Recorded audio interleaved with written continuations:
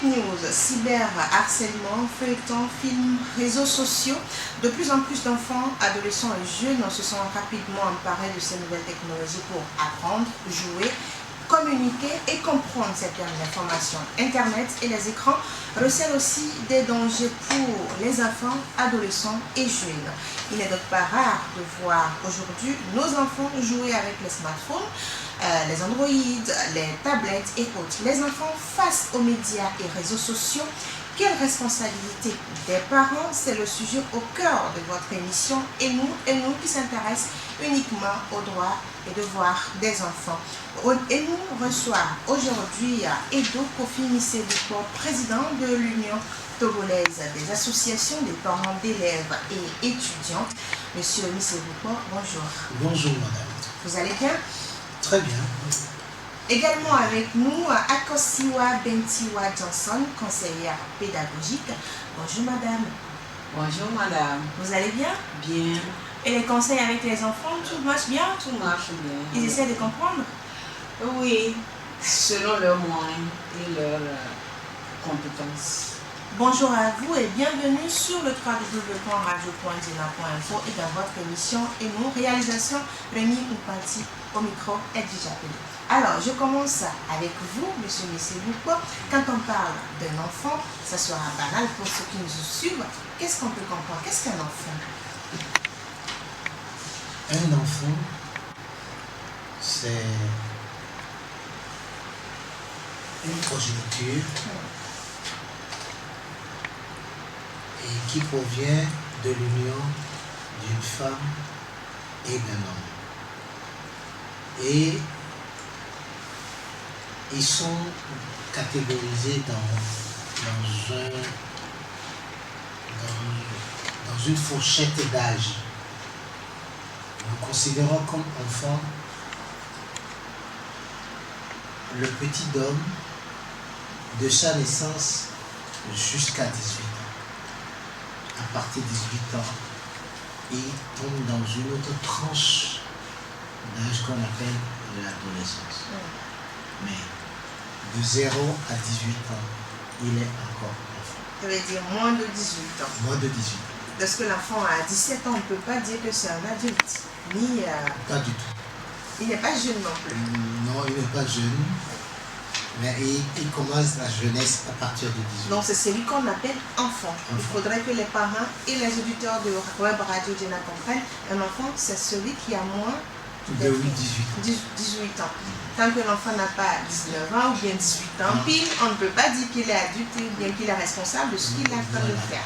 Mais dans les termes vulgaires, nous les parents, nous considérons que quand les enfants sont toujours à votre charge, on l'appelle toujours enfant. Même s'il a 21 ans? Même s'il a 30 ans. C'est toujours un enfant pour vous, Ben pour oui. les parents, vous savez. Oui. Le parent dit son enfant ne grandit jamais. Alors, madame Bentiwa Johnson, aujourd'hui, on a compris par rapport à l'explication de M. Missé-Bouko, qui est-ce qu'on peut appeler enfant et qu'est-ce qu'un enfant? Aujourd'hui, je vais me tourner vers vous parce que vous êtes une conseillère pédagogique. Quand un enfant, par exemple, agit d'une manière, est-ce qu'on peut dire qu'il est face à ses responsabilités? Est-ce que l'enfant peut faire face à ses responsabilités à ce niveau? Un enfant qui a moins de 18 ans, comme vient de l'expliquer M. Missé-Bouko. Oui, l'enfant peut être responsable quand il a moins de 18 ans, quand c'est un enfant qui a été émancipé par ses parents. Là, il devient responsable à moins de 18 ans. Expliquez-nous un peu plus. Un enfant émancipé, c'est un enfant qui est responsable de ses actes à un certain âge. Et ça, le droit lui permet. Et si les parents jugent, on lui donne cette émancipation et il devient responsable de tous ses actes. Un peu plus clair, si par exemple ma fille fait quelque chose, je me dis qu'elle a 16 ans, qu'elle est âgée, elle est responsable de ce qu'elle fait, elle peut assumer. Pas directement comme cela, c'est quelque chose qui est traité au niveau de la loi et la justice s'en charge et là l'enfant a un document qui lui donne son émancipation. Légalement. Donc on ne peut pas le dire dans la bouche. Non. Vous lui dites dans la bouche que tu es responsable, mais en fait, quand il y a un drame, un danger quelque part, le parent est toujours responsable. Quand l'enfant sort et fait quelque chose dans la rue. Alors, monsieur pourquoi Oui. Qui est-ce qu'on appelle parent? Parent. Puisque vous êtes le président. Le parent, c'est un géniteur. Celui qui donne naissance à un enfant. Il est parent dans le sens nucléaire de parents, c'est la mère et le père de l'enfant. Mais quand on vient dans le contexte africain et surtout togolais, un parent, tous ceux qui sont alliés au couple qui vous ont mis au monde, à savoir les tantes, les grands-parents, les oncles et les cousins, tout ça là forme les parents de l'enfant. Et il est censé être éduqué dans cette manière. Et c'est pourquoi les choses ont changé aujourd'hui. C'est pourquoi on disait que l'éducation de l'enfant, c'est l'affaire de la société. Parce que l'enfant doit avoir un certain comportement que la société est forcée de lui transmettre pour qu'il ne puisse pas déraper. C'est pourquoi dans le temps, on n'a pas besoin même de connaître l'origine d'un enfant ou bien les parents d'un enfant s'il faut le sanctionner pour un acte qu'il a posé dans la rue. C'est ce qui se faisait dans la rue. Non, ce sont ces valeurs que la communauté inculque à l'enfant. Et tout ça là, tous ceux qui ont l'âge des parents de l'enfant sont pratiquement des parents d'enfants. Alors, on a compris un tout petit peu. D'abord, la maman, le papa, c'est les parents directs. C'est eux qui sont les géniteurs de certains enfants. Mais au-delà de ça, il y a la famille même. La famille élargie. Des deux côtés, la famille élargie. Et maintenant, il y a la communauté également. La communauté. Quand on parle de parents. Donc, l'enfant a plusieurs parents. Plusieurs. La société même, en sorte, l'enfant est éduqué dans un cocon. Et ce cocon-là, c'est des valeurs que toute la communauté lui inculque. À part ce que les parents directs. Alors, madame, quand on parle de parents aujourd'hui, un enfant, par exemple, qui est orphelin, mais qui a été éduqué par la communauté, comme on le dit, est-ce que l'enfant peut respecter ce qu'on lui dit? Parce qu'il sait qu'il n'a pas de papa, il n'a pas de maman, donc c'est la communauté, peut-être c'est les tantes et autres qui l'ont éduqué. Est-ce qu'il peut facilement assimiler ce qu'on lui dit? Naturellement, oui. Parce que tout être qui a plus d'âge que toi est ton parent. Et puis, l'enfant est appelé à écouter le plus âgé. Le plus âgé, pourquoi cela? Il a plus d'expérience que toi. Donc, il peut te dire quelque chose qui va t'aider à également évoluer dans ton monde. Il a déjà dit, surtout dans le monde africain, c'est la société qui éduque l'enfant selon les valeurs de cette société-là. Un enfant dans une société est le fruit de cette société. C'est pour cela que tout enfant doit respecter les consignes données par les hommes et les femmes de sa société qui, par là, sont immédiatement son parent. C'était ça. C'était ça. Mais aujourd'hui, les données ont changé. Tellement que les enfants ne considèrent que leurs parents géniteurs comme étant leurs parents. Et même les parents ne prennent plus en compte les valeurs de la société Et c'est ça qui entraîne les violences que nous vivons aujourd'hui. Qu'est-ce qu'il peut l'expliquer? Oui, quand le parent même dit à l'enfant, parce que dans notre société ancienne, il y a des choses qui ne se disent pas devant les enfants. En disant certaines choses devant les enfants, vous êtes en train de dénigrer l'autre et par-delà, l'enfant n'aura plus de respect à ce dernier, d'autant plus qu'il y a des secrets qu'il ne doit pas savoir, mais il est au courant. Quand on dit, voilà, Monsieur Kodjo qui est en train de passer, il n'a rien, il n'a aucune valeur. L'enfant là peut-il respecter Monsieur Donc Kodjo? tu ne vas pas l'écouter. Il ne va pas l'écouter. Mais quand le parent dès la maison dit, dans la rue, tu respectes tout le monde. Même ton petit frère est à respecter, l'enfant l'aurait fait. Mais aujourd'hui, les parents ne tiennent plus compte de ces valeurs.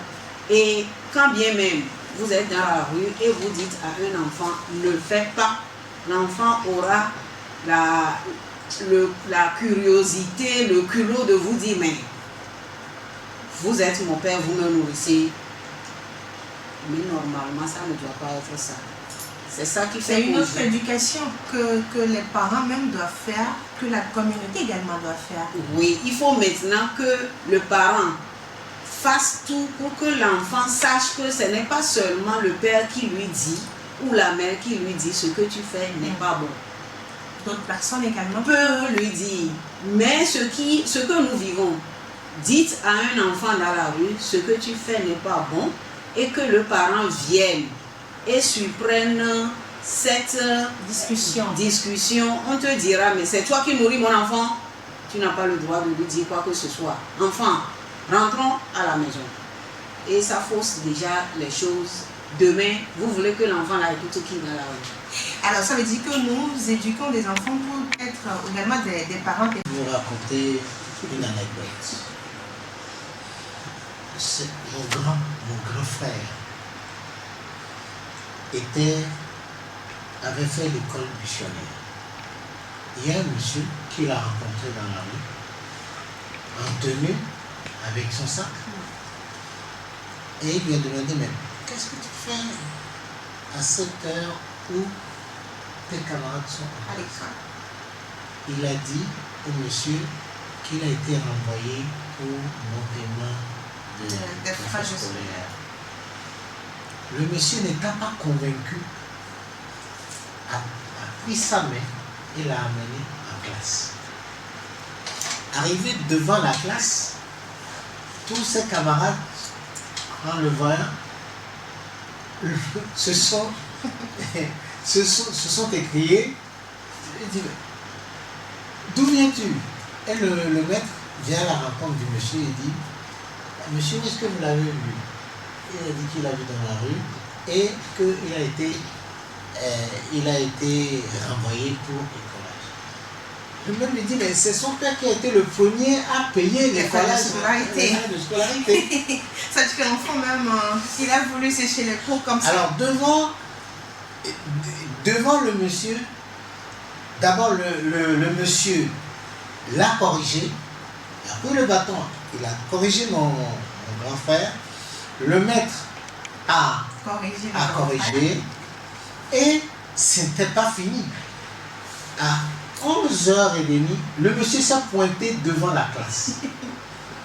Et il a pris mon grand frère qui l'a amené à la maison.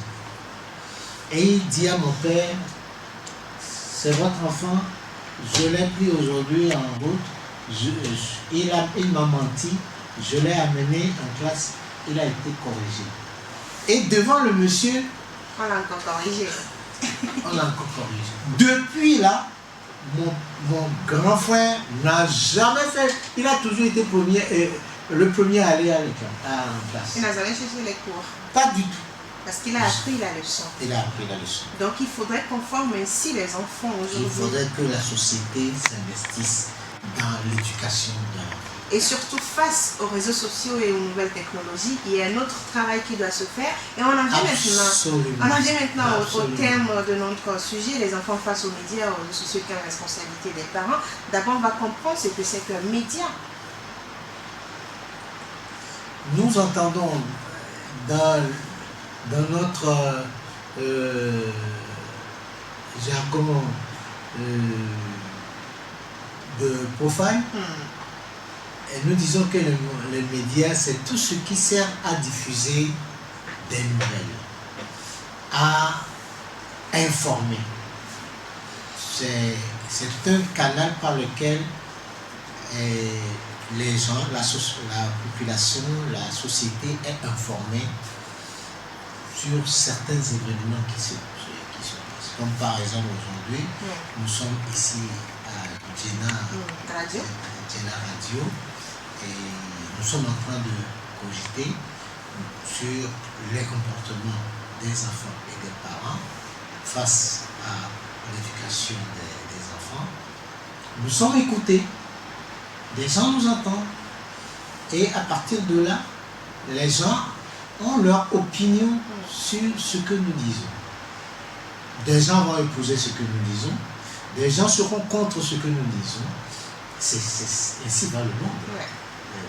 Et les réseaux sociaux alors? Les réseaux sociaux, c'est la même chose comme les médias. C'est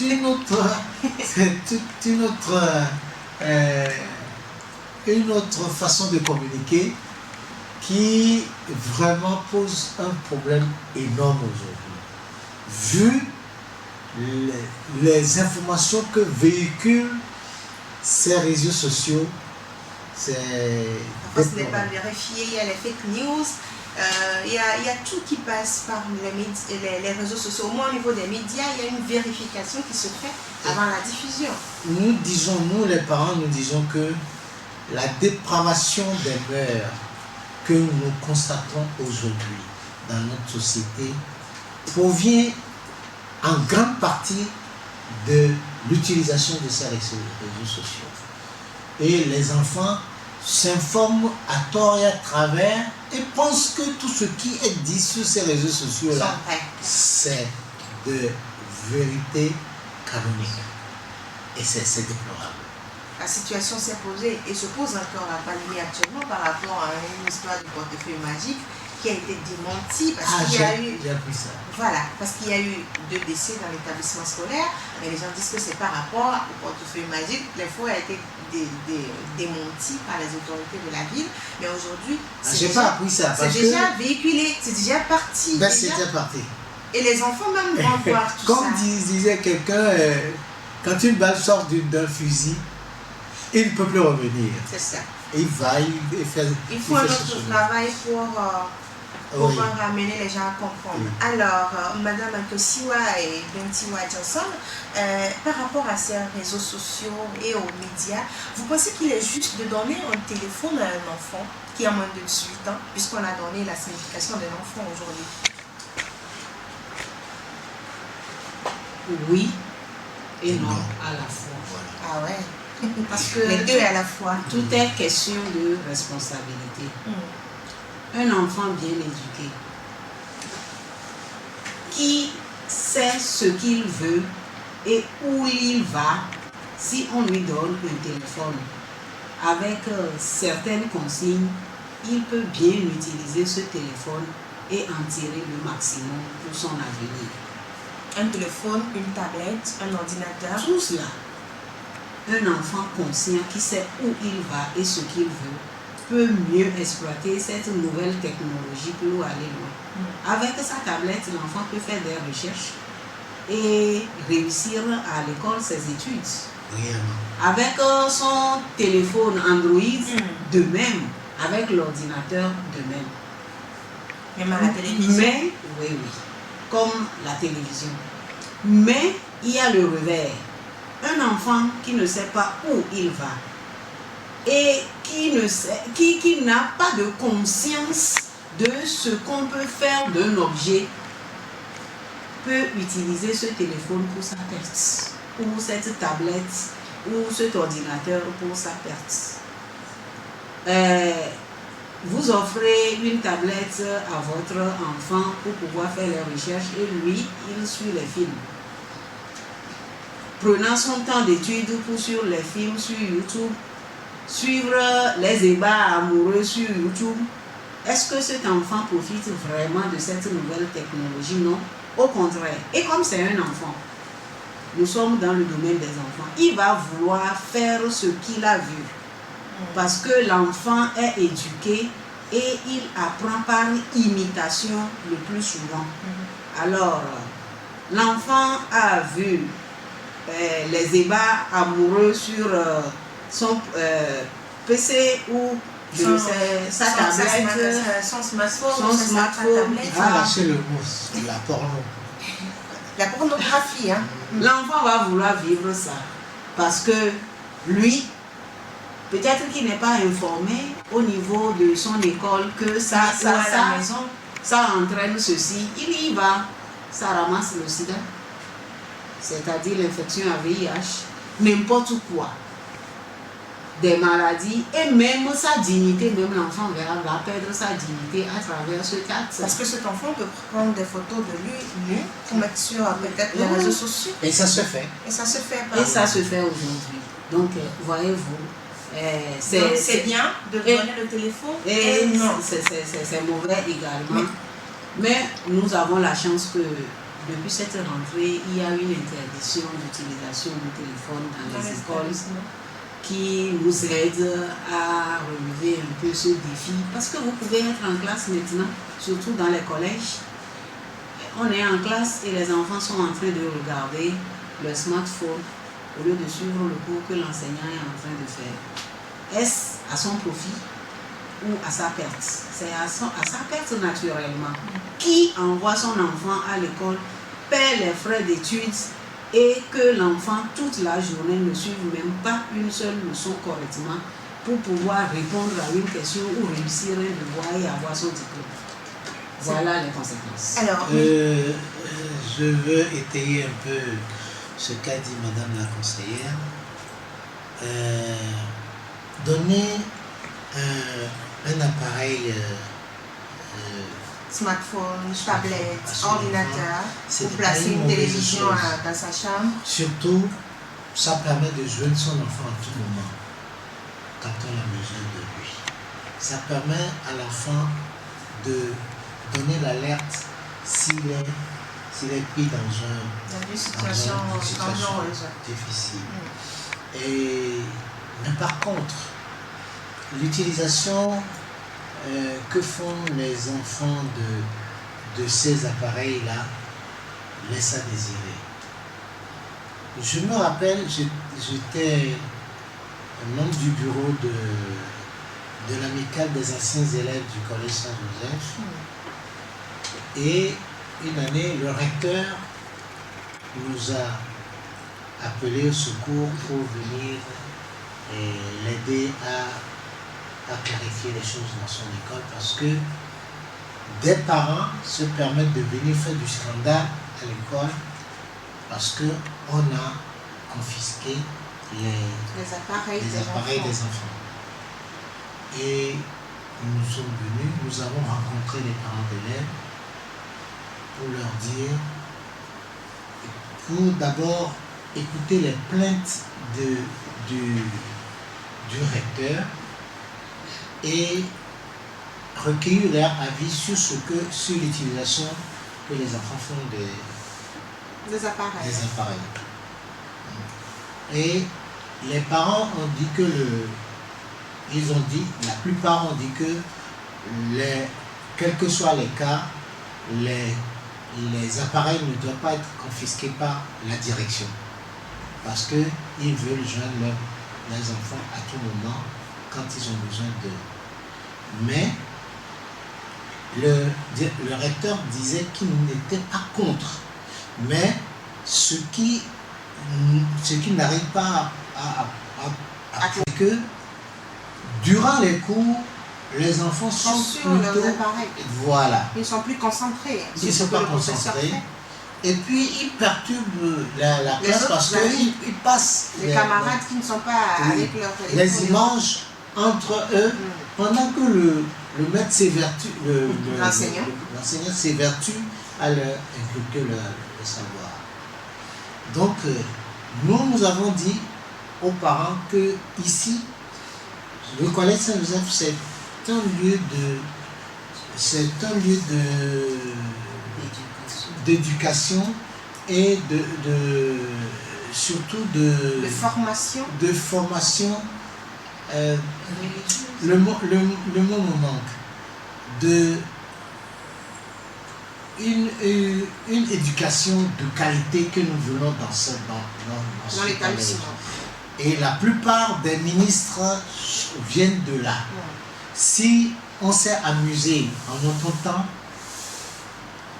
comme ils le font aujourd'hui, on ne peut pas devenir ce qu'on est. Et on a demandé au recteur de prendre ses responsabilités, de les renvoyer quand les parents ne peuvent pas comprendre qu'il veut avoir une... Il faut que les enfants soient concentrés sur ce qu'ils font à l'école. C'est ça.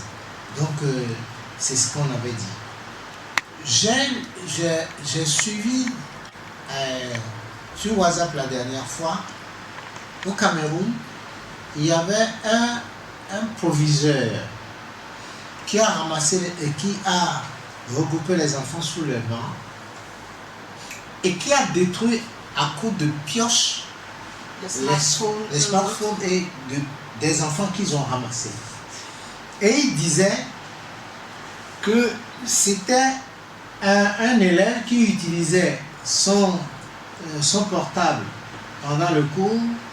Le monsieur, l'enseignant, a voulu lui prendre, lui saisir le téléphone et il l'a poignardé, il est mort.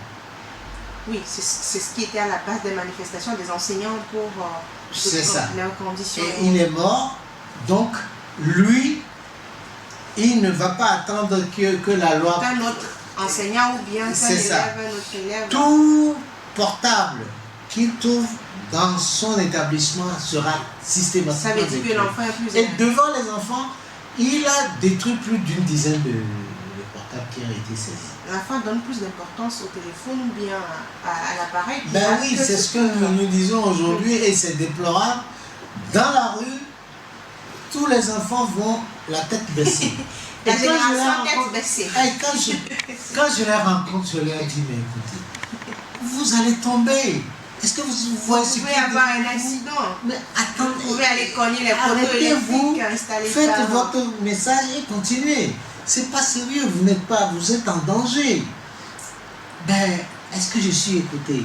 Je ne le sais pas. Je ne sais pas. Alors, vous êtes sur la web radio Djena sur le www.radio.djena.info. Nous parlons dans cette émission et nous de la responsabilité des enfants face à leurs enfants qui sont plus accros aux réseaux sociaux et aux écrans. Nous sommes aujourd'hui avec Edo Kofi-Misebouba. Il est le président de l'Union congolaise des associations des parents d'élèves et étudiants. Également avec nous, la conseillère pédagogique Akosiwa Bentiwa Johnson.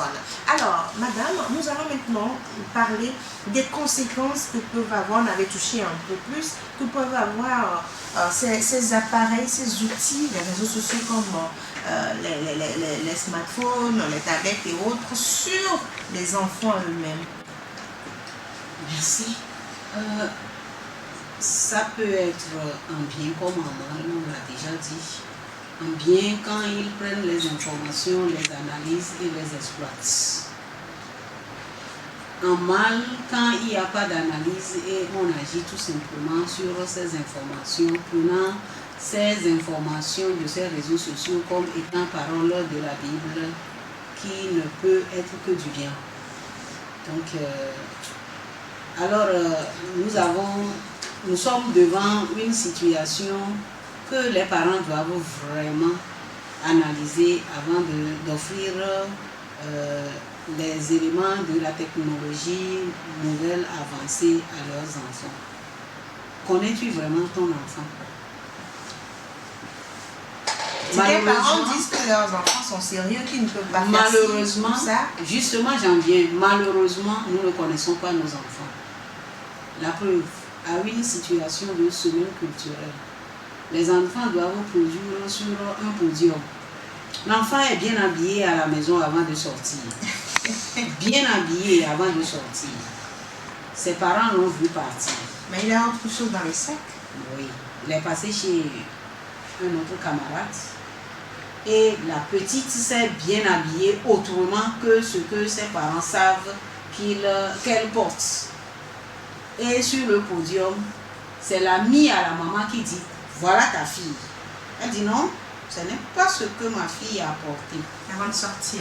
Ma fille ne peut pas s'habiller ainsi, jamais. C'est ta fille. Non, ce n'est pas ma fille, mais à la fin, elle ne se retrouve pas. Parce que justement, elle s'est levée pour aller vers, comme pour accueillir l'actrice, et c'est sa fille. Elle tombait de nuit. Donc, nous ne connaissons pas nos enfants. Nos enfants sont maintenant très subtils et les doubles très intelligents. Très intelligents pour faire le mal, pas pour faire le bien. Ils sont perversement. Et ça fait que à l'école, ils ne montrent pas tout, comme à la maison, ils ne montrent pas tout. Pour mieux connaître un enfant, suivez-le discrètement dans la rue.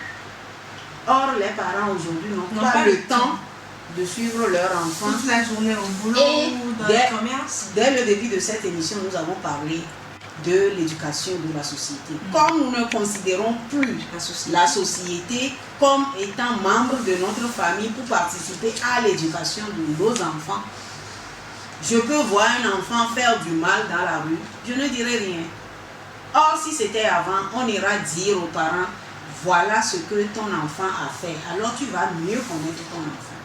Donc, ne connaissant pas nos enfants, nous allons seulement nous remettre au bon sort avant de leur donner les appareils aujourd'hui. Et heureusement qu'il y a des moyens de surveiller ces appareils pour ceux qui ont les moyens.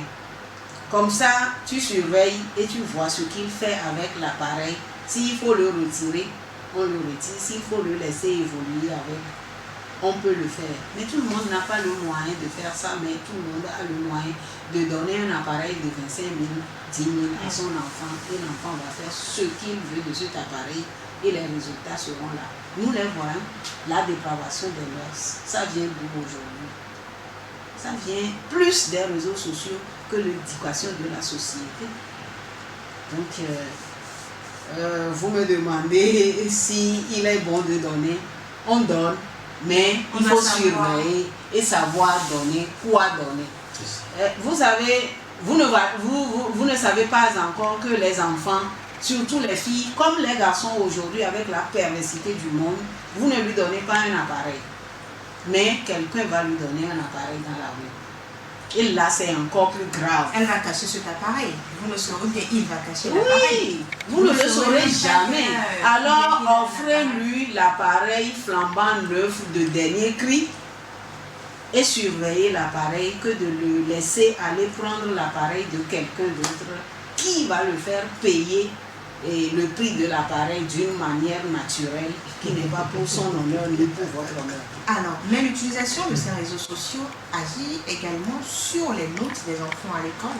Absolument. Quand l'enfant passe tout son temps à fouiller dans son appareil, non pas pour faire de recherche, mais pour consulter des images, des choses qui n'ont pas trait comment on appelle, à ce qui le concerne. À ce qui les concerne, eh bien, le résultat est là. Le résultat est là. Vous verrez des enfants à longueur de journée avec leur appareil et les casques, les écouteurs. Et je me demande combien de temps ils disposent pour pouvoir consulter leur cahier. C'est déplorable. C'est déplorable. Il en va de même pour ceux qui n'ont pas d'appareil, mais qui sont accrochés à la télévision. Dans leur chambre au salon. Et ça aussi, il va falloir que les parents réglementent la vision de la télévision dans leur famille. Même à table, en train de prendre le déjeuner, l'enfant, il y a la télévision qui est allumée. Le matin, il faudrait que l'enfant se concentre pour prendre tous les cahiers nécessaires, mais il a les yeux sur la télévision. C'est ça. Ou sur la tablette. Il faudrait que ce soit réglementé. Et moi, par exemple, chez moi, les enfants ne voient pas la télé sauf le week-end. À partir de vendredi soir, vous pouvez voir la télé. Le samedi soir, vous voyez la télé. Mais à une heure Et ça donnée. s'arrête. Oui, bien sûr. Ça dépend de l'âge des enfants. Donc, la plupart du temps, ils sont portés vers comment vous appelez ça, les dessins animés pour les petits enfants. Et pour les grands, c'est les films. Et ça aussi, il faudrait que vous... C'est dommage que ici au Togo, il n'y a pas cette restriction-là, ou une censure, où les enfants d'un certain âge ne sont pas autorisés. Parfois, il y a des films, même moins de 15 ans, mais vous regardez le film, il y a des choses dedans que l'enfant ne peut pas les médias ne prennent pas ça en compte. Et je me souviens que nous avons fait des plaidoyers à l'endroit des ministres pour qu'on puisse réglementer l'utilisation du portable à l'école. Ce n'est que il y a 3 ans que nous avons été écoutés et que l'utilisation du portable à l'école est interdite. Mais interdite sur le papier, mais à l'école, l'application n'est pas suivie. Les chefs d'établissement n'ont pas pris ça vraiment à cœur pour que cette utilisation-là soit supprimée. Donc, moi, je vais dans des écoles, je vois encore des enfants qui ont leur portable au sein de l'établissement. Ce n'est pas normal. Alors, par rapport à ces parents qui laissent les tablettes, par exemple, à leurs enfants pour suivre les dessins animés et autres, à quel âge il faut permettre à un enfant d'être sur la tablette et autres? Parce qu'ils se disent qu'il y a les tablettes éducatives, mais il y a des dessins animés. Il y a certains dessins animés où on parle de guerre, de combat avec des armes et autres, mais l'enfant est sur ça. Comment réglementer tout ça? Qu'est-ce que le parent doit faire à ce niveau? C'est difficile parce que quand un enfant est éduqué dans un environnement violent, lui-même devient violent. Parce qu'il suit tout le temps les dessins animés violents. On dit que c'est des dessins animés, il peut suivre. Parce qu'il faut tout régler par la violence, alors que ce n'est pas le cas. C'est un problème assez crucial et que vraiment nous allons interpeller les psychologues pour qu'ils donnent leur avis et qu'ils interviennent pour que les choses rentrent dans l'ordre. Sans quoi nous sommes vraiment en déperdition. Parce que les parents n'arrivent plus à contrôler quoi que ce soit. Si vous contrôlez à la maison votre enfant, c'est dans la rue que les choses s'aggravent. Et les enfants, la plupart du temps, pensent que ce qui tourne dans la rue, c'est meilleur que ce que vous leur dites. Et c'est ça qui est. Il y a un psychologue qui a dit à partir de 3 ans, il faut éviter les tablettes éducatives et autres avec les enfants. 6 ans, oui, mais il faut surveiller tout ça. Mais aujourd'hui, il faut permettre aux enfants, aux parents de comprendre à quel moment permettre à l'enfant de suivre telle et telle chose, madame. Je dirais tout simplement que faire fi ou ne pas laisser les enfants en présence de médias serait une meilleure moyen de les éduquer aujourd'hui. Parce qu'on ne peut pas contrôler les médias. On ne peut pas contrôler surtout les réseaux sociaux. Les médias, oui, mais les réseaux sociaux. Les réseaux sociaux. Aujourd'hui, les réseaux sociaux, on ne peut pas les contrôler. Les médias, au moins, quand ils diffusent quelque chose, vous appelez, ils peuvent essayer de... Ils peuvent, comme ils ne peuvent pas, si c'est commercial. Lui, il est en train de diffuser quelque chose qui n'est pas bien pour l'éducation, mais lui, il veut gagner son argent pour pouvoir continuer par évoluer et émettre. Donc, je dis plus grave, c'est au niveau des réseaux sociaux. Donc, ne permettez pas aux enfants d'accéder aux réseaux sociaux et vous verrez que vos enfants seront plus informé, plus éduqué. Le livre éduque plus que les réseaux sociaux. Aujourd'hui, les enfants ne lisent Remplacer plus. les tablettes, les smartphones par les livres. Oui. La Aujourd'hui, télévision par les livres. personne ne lit aujourd'hui. Le temps perdu avec la manipulation de la technologie nouvelle ne donne plus l'occasion à l'enfant de lire. Et vous avez demandé tout à l'heure l'utilisation des portables avec la réussite scolaire. Je vous dis, pour la plupart, c'est l'échec. Même le Parce français, que ce qu'ils écrivent sur aujourd'hui, leurs réseaux sociaux, ils écrivent toutes comme les ils écrivent sur les informations, smartphones. c'est ce qu'ils entendent qu'ils écrivent, mais le français n'est pas ça. On va t'écrire maintenant cadeau avec KDO. Oui. Or, cadeau n'est pas KDO. Et en dictée, il t'écrit facilement KDO comme cadeau. Il a combien? Il t'écrit merci avec M6. C'est dommage parce que Or, si l'enfant prenait le temps de lire, il aura la structure de la langue, il aura également l'orthographe des mots qui constituent le verbe, il aura également à se reposer, à relire, à revenir pour posséder la pensée de l'écrivain. Et il y aura plus d'analyse et l'enfant réussira. L'enfant qui sait lire peut rapidement copier une leçon au tableau en un temps record.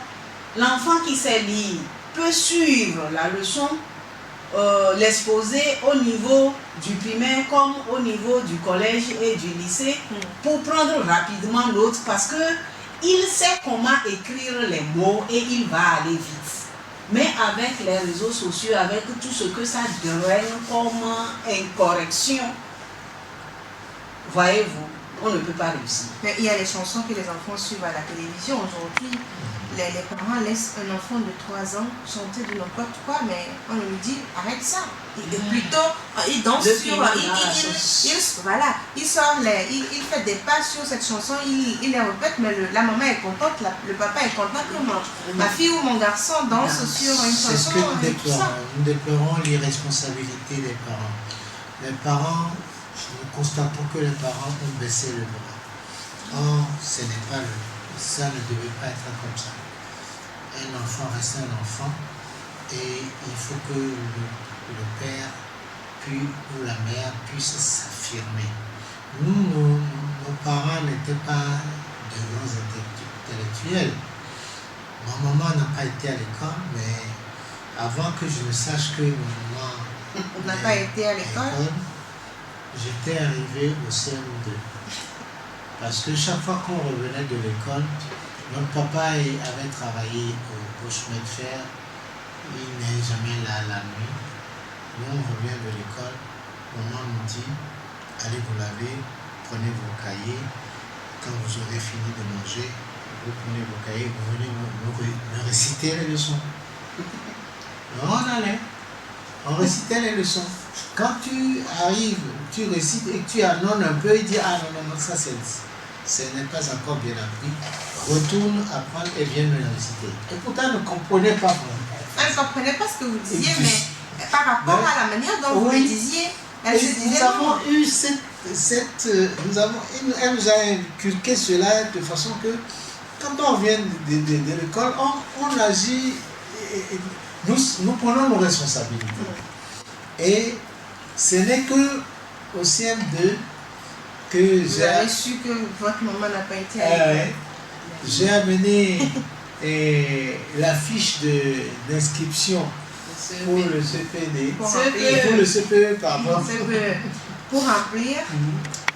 Elle me dit, maman, comment je vais remplir ici? Il paraît que vous aussi vous devez remplir. Elle a dit non, laisse ça à ton papa et viendra le faire. Et quand, jusqu'à la maison, on parle maintenant. Là, c'est encore un autre point qu'on va développer après.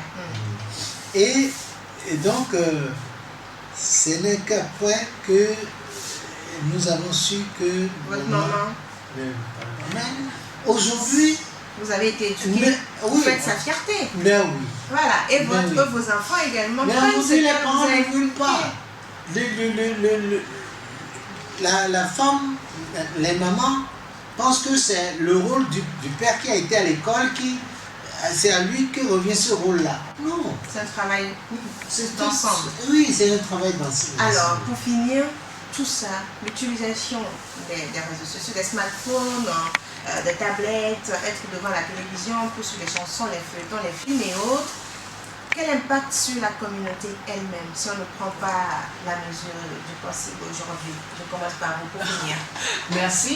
Vous voyez, l'impact est négatif sur la communauté aujourd'hui. Nous voyons la violence ici et là. Nous voyons les enfants qui n'ont plus les valeurs qu'il faut avoir. Et ces enfants, les parents aujourd'hui qui sont des démissionnaires, comment ont-ils été éduqués? L'on ne peut donner que ce que l'on a. Donc c'est ce que nous vivons. Nous sommes au degré 2. Les enfants qui sont éduqués par les gens du degré 2 vont arriver au degré 3 et ainsi de suite. Nous allons à la déchéance. À la déchéance de la société sans nous en rendre compte. Tranquillement.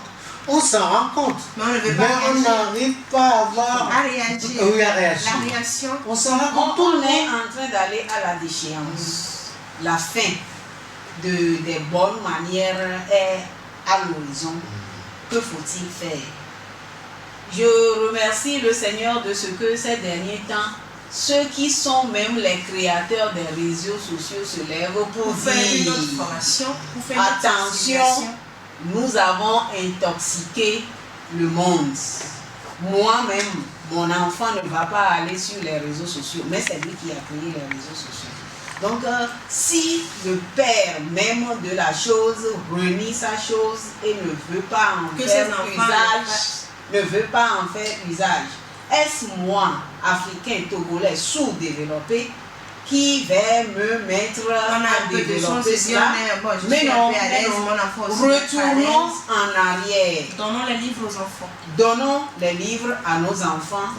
Assistons nos enfants dans l'apprentissage de la lecture et nous verrons si les choses ne vont pas changer positivement. Alors, monsieur Bouba, alors pour finir, votre mot? Elle a tout dit. Tout ce que je peux ajouter, c'est que je convie les parents à plus de responsabilité. Parce que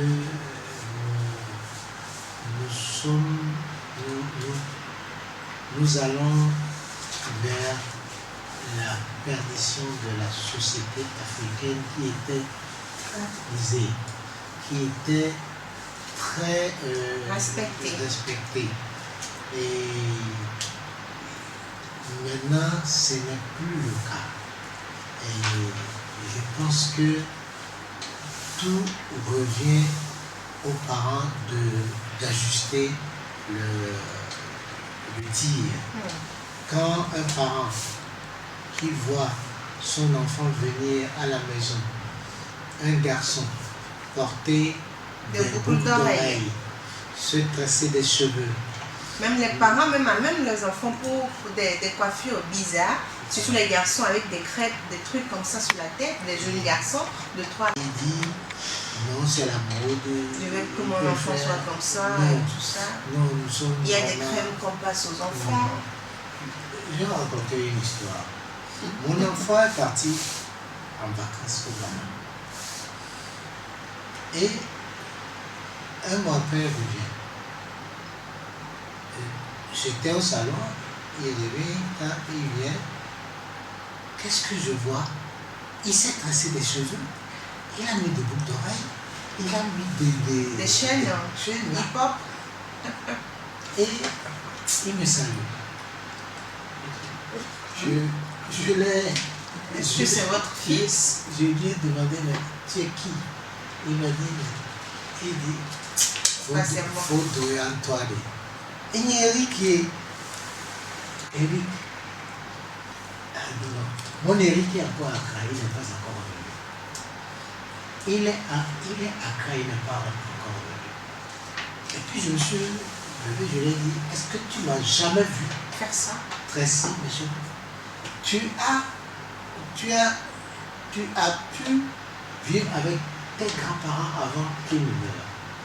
Tu n'as jamais vu mon père faire ça? Bien mettre des boucles d'oreilles. Qu'est-ce que c'est que ces conneries-là? Avant que je n'aille dans ma chambre revenir, va me raser ça et enlève-moi tout ça là.